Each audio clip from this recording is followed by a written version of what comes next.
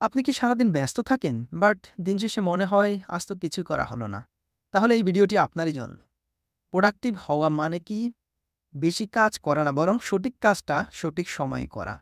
দিনের শুরুতে ঘুম থেকে উঠে আপনার সামনে ২ টি রাস্তা খোলা থাকে।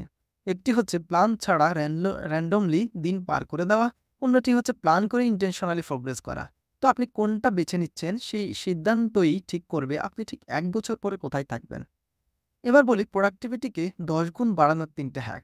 তো হ্যাকগুলোর ১ম টি রয়েছে ৩ টা মোস্ট ইম্পোর্টেন্ট টাস্ক লিখে ফেলুন। সকালে উঠে ঠিক করে ফেলুন যে আজকের ৩ টা সবচেয়ে জরুরি কাজ কি? বাকি সব কাজ পরে আসবেন। তবে প্রায়োরিটি দিন, আর্জেন্সি না।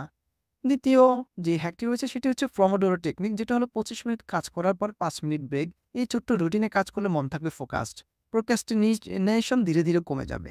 ৩ নাম্বার হ্যাকস হচ্ছে ডিস্ট্রাকশন কিল করুন। ফোন সাইলেন্ট করুন, নোটিফিকেশন বন্ধ করুন আর কাজের সময় শুধুই কাজ করুন। এগুলো ছোট মনে হলেও আসলে এগুলোই আপনার ঘন্টার পর ঘন্টা খেয়ে নিচ্ছে। মনে রাখবেন, আপনি যদি নিজের সময়কে রেসপেক্ট না করেন, কেউ করবে না।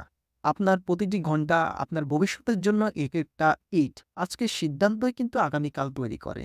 ধন্যবাদ।